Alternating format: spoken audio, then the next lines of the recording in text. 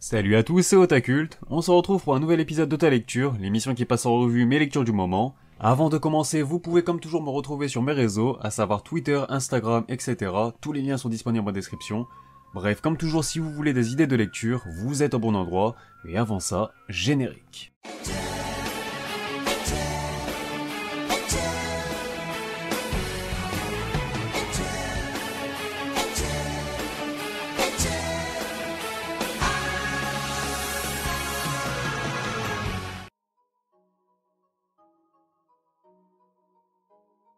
Et on va directement commencer cette série de reviews par les éditions Pika avec les 3 premiers tomes de Toilet Bone Hanako-kun signé Aida Hiro. Une rumeur court sur l'existence de 7 mystères qui hantent les murs de l'école Kamome.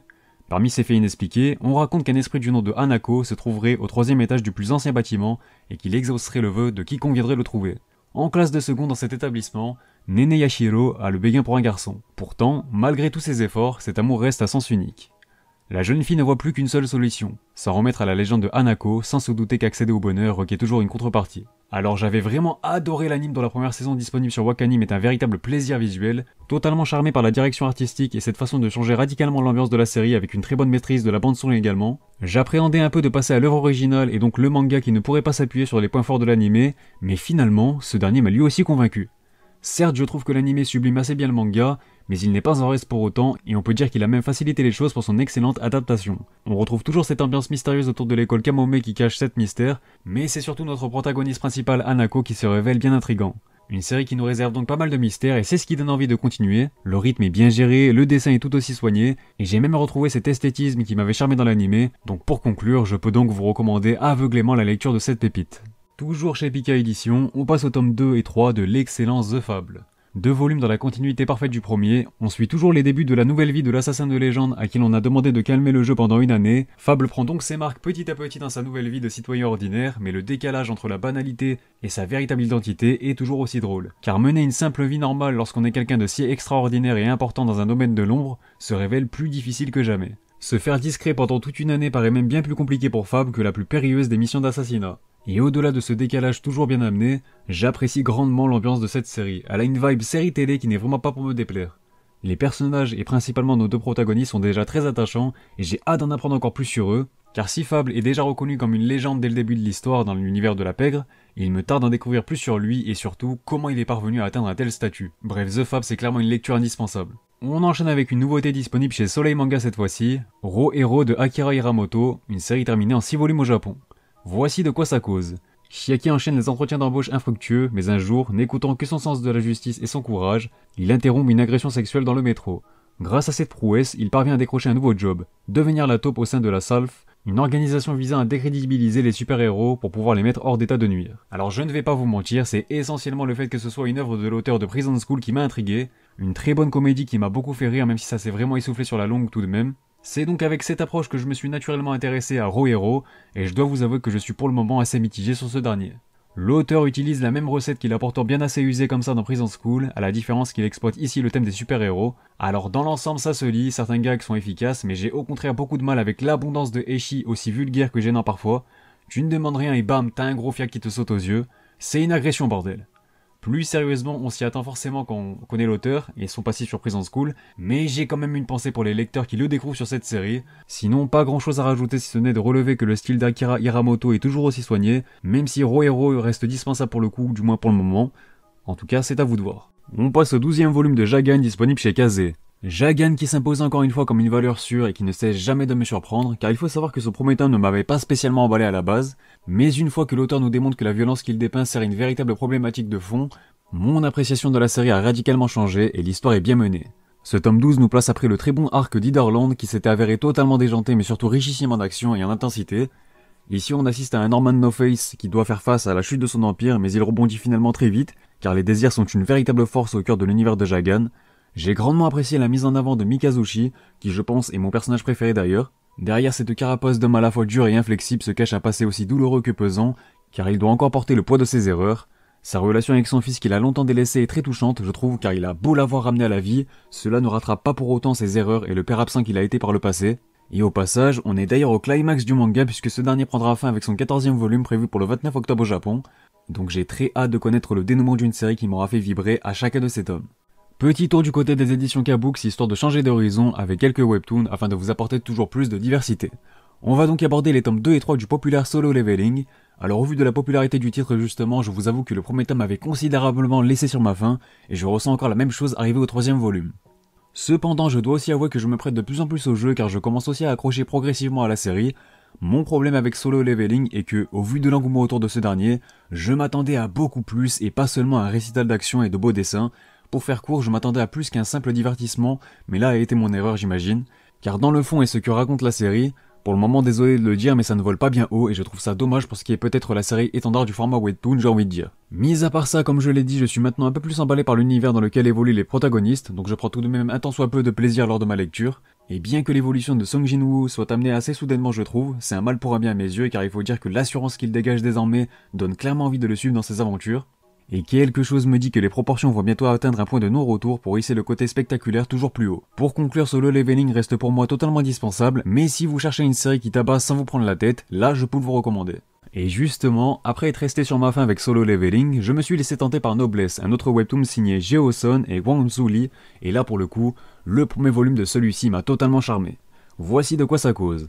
Après 820 ans de sommeil, Raisel se réveille dans la civilisation moderne. Ce vampire détient le titre très spécial de noblesse, un noble sang pur, protecteur de tous ses semblables. Pour tenter de protéger Raisel, son serviteur Frankenstein l'inscrit au lycée Yeran, où il apprend à se comporter comme un humain de nos jours. Cependant, l'Union, une société secrète qui cherche à s'emparer du monde, envoie des humains améliorés contraignant Raisel à se servir de son puissant pouvoir pour protéger son entourage. Les secrets de son long sommeil sont sur le point d'être dévoilés. Alors j'ai tapé dans une série phare du webtoon et pour le coup je pense avoir misé sur un bon coup en termes de fond et de scénario. Mais j'ai en tout cas trouvé ce premier tome très emballant, notamment grâce à son protagoniste Raisel, un vampire qui se réveille après un long sommeil de 820 ans. Une certaine part de mystère se dégage de la série parallèlement au personnage dont on a clairement envie d'en apprendre plus sur son passé. Une certaine aura bien charismatique se dégage de ce dernier et je vous jure que j'ai rarement été aussi vite fasciné par un personnage. Tout en sachant que paradoxalement, je ne suis généralement pas fan de la thématique des vampires, mais pour le coup je me suis bien laissé prendre au jeu. Encore une fois, il y a un côté très mystérieux qui donne forcément envie de découvrir la suite, donc je vous parlerai assurément des prochains tomes. En tout cas, Noblesse est totalement validé. D'ailleurs, est-ce que vous me recommandez l'anime? Dites-moi dans les commentaires. On enchaîne avec une réédition dont je vous ai déjà beaucoup parlé et que j'attendais impatiemment, Tomie de Junji Ito, de retour sous une sublime édition intégrale disponible chez Mangetsu. Des élèves massacrent une jeune fille sans raison, un couple de personnes âgées sans histoire se comporte étrangement, un médecin obsédé par une patiente, une jeune fille subit une greffe et devient peu à peu l'exacte réplique de la donneuse. Tous ces phénomènes étranges ont la même explication, Tomie. Tomie est la beauté suprême incarnée dans un démon, aussi belle que froide, tour à tour enrôleuse et capricieuse, une fois pris dans ses filets, plus rien ne vous séparera, pas même sa mort. Très clairement l'une des séries les plus cultes de l'auteur, mettant accessoirement son personnage le plus emblématique en scène, Tomie nous partage entre un sentiment de fascination et de stupeur, on est à la fois charmé par sa beauté et son aura mystérieuse. Son côté imprévisible la rend toujours plus intrigante, sachant qu'en prime, Junji Ito prend le soin de faire voyager ses lecteurs dans des cadres divers et variés. Mais la finalité reste toujours la même, Tomie se nourrit de la fascination de son entourage et des gens qu'elle côtoie, une fascination à mi-chemin entre admiration et abomination, un mélange souvent imprévisible mais qui nous donne un résultat qui ne laisse personne indifférent. En bref, un véritable mythe tourne autour de cet excellent personnage, et si vous êtes un amateur du genre horreur ou de Junji Ito, c'est peut-être le titre idéal comme porte d'entrée dans son univers, car finalement, il est à l'image de son immense carrière. C'est sa première série et on voit clairement une évolution aussi bien dans le fond que dans la forme, donc encore une fois, foncez, je ne peux que vous recommander un tel classique. Place cette fois-ci aux éditions Meian avec leur dernière grosse nouveauté, Kengan Ashura. Un manga terminé en 27 volumes scénarisé par Senrovic Yabako et dessiné par Daro Meon. En France, les 8 premiers volumes sont déjà disponibles, et à noter qu'une suite intitulée Kengan Omega est toujours en cours au Japon, avec 9 tomes parus. Depuis des siècles maintenant, les désaccords entre grandes entreprises se résolvent dans l'ombre grâce à une méthode très simple, les combats de Kengan. Les représentants de chacune des parties s'y affrontent dans un duel à main nue aux règles minimalistes, et le vainqueur remporte le litige en question. Bien loin de toutes ces considérations, Kazuo Yamashita, un employé de bureau vieillissant, va par hasard faire la rencontre d'Oma Tokita, le combattant du conglomérat pour lequel il travaille, et à qui il va devoir servir d'assistant.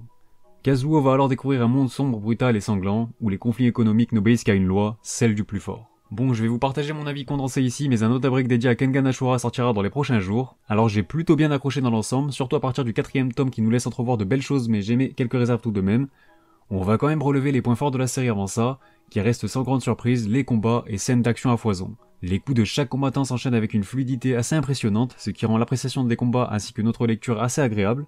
Au-delà de ça, on n'a pas vraiment le temps de s'ennuyer, et même le concept de régler des conflits via la bagarre de l'ombre, loin des grands projecteurs, est assez divertissant. Cela dit, j'en viens maintenant à mes réserves, et cela concerne les personnages. Je les trouve pour le moment assez plats, car hormis le héros Omatokita, qui reste naturellement le plus développé, j'ai l'impression qu'on ne prend pas assez de temps pour bien nous présenter les autres. Ce qui est dommage, car si j'accrochais un peu plus aux différents personnages, les combats me paraîtraient encore plus prenants, car pour le moment, même si ça reste encore une fois très cool à lire, les bastons ne racontent pas grand chose, même s'il y a du mieux au fil des volumes.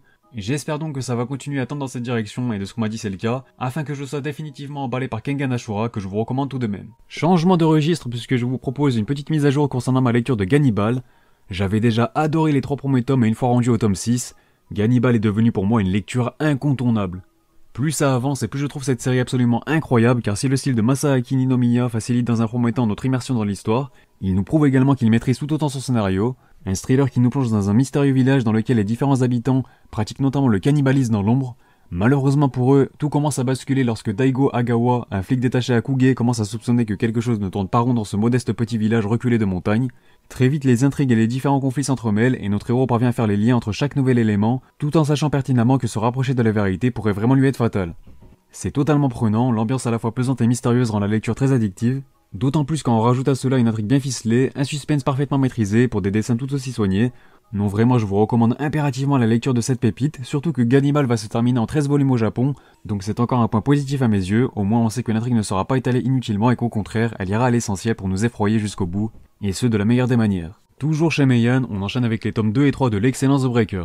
On part clairement sur un enchaînement de titres assez solide du catalogue de Meian, car il faut dire ce qui est, The Breaker est aussi une série, plus précisément un manhwa, incontournable cette fois-ci. Si au premier abord le héros Shinwoo possède tous les clichés du protagoniste principal que je n'apprécie pas, c'est-à-dire le faiblard par excellence manquant cruellement de confiance en lui, son développement et son évolution inversent très vite la tendance. Par la force des choses, Shinwoo ne va pas avoir d'autre choix que d'évoluer, et surtout de devenir plus fort car il se retrouve malgré lui appliqué dans un sombre milieu, où le danger se trouve à chaque coin de rue. Il démontre aussi très vite toute l'étendue de son potentiel, un potentiel qui attise la curiosité de bon nombre d'individus de la PEG, si on peut dire ça comme ça. C'est un Shinwoo désormais traqué et au cœur de tous les projecteurs que l'on suit désormais, et les enjeux sont de plus en plus importants. Sa relation avec son sensei Shunwoo, qui paraissait totalement égoïste et désintéressé, devient aussi de plus en plus intéressante, et j'ai beaucoup aimé les quelques bribes de son passé qui nous ont été dévoilées. Un personnage plus que jamais marquant, et c'est d'ailleurs une des grandes qualités de The Breaker, au-delà de son lot d'actions spectaculaires. Il s'agit d'une série qui regorge de personnages charismatiques. C'est une redécouverte pour ma part, mais je prends encore plus de plaisir avec cette relecture, surtout avec une si belle édition, ce serait dommage de passer à côté. Et enfin, pour conclure cette vidéo, comme d'habitude je vous réserve le meilleur pour la fin, avec le 4ème tome de la meilleure comédie all-time, j'ai nommé Grand Blue. Eh bien j'ai envie de dire que c'est peut-être le volume qui rend le plus justice au thème abordé par la série, c'est-à-dire la plongée, car en effet si les auteurs se servent plus de cette thématique comme un prétexte pour nous plonger dans des situations toujours plus marrantes les unes que les autres, Grand Blue nous propose tout de même d'autres niveaux de lecture. On ne peut pas résumer une telle série à de simples enchaînements de gags, et ça je ne le répéterai jamais assez. Certes, encore une fois, la plongée reste souvent au second plan, mais elle permet surtout de bien amener, et ce de façon naturelle, le développement des personnages. Je trouve vraiment que cet univers est abordé avec une grande pertinence, puisque même si l'on évolue dans un cadre et un ton très clairement humoristique, la plongée n'en demeure pas moins abordée avec sérieux, une analyse largement traduite par le comportement des personnages lors des scènes plus pédagogiques, car même les plus grands attardés que l'on connaît si bien savent garder leur sérieux lorsqu'ils partagent sur la plongée avec passion. Un voyage à Okinawa qui nous permet de changer d'air tout en nous apportant ce que Grand Blue fait de mieux, de la joie et de la bonne humeur. Et FC Asusa ça ne bouge pas, elle est incroyable, je le dirai à chaque review. Sur ce, la vidéo est terminée, donc j'attends vos retours dans les commentaires comme d'hab, que ce soit sur la vidéo en elle-même, les mangas concernés ou tout simplement pour me partager vos lectures du moment. N'hésitez pas à vous abonner pour ne pas louper les prochaines vidéos, vous pouvez également me retrouver sur Twitter et Instagram ou encore me soutenir sur Utip, tous les liens sont toujours disponibles en description. Moi je vous dis à bientôt pour de prochaines vidéos, portez-vous bien et surtout, on se reverra.「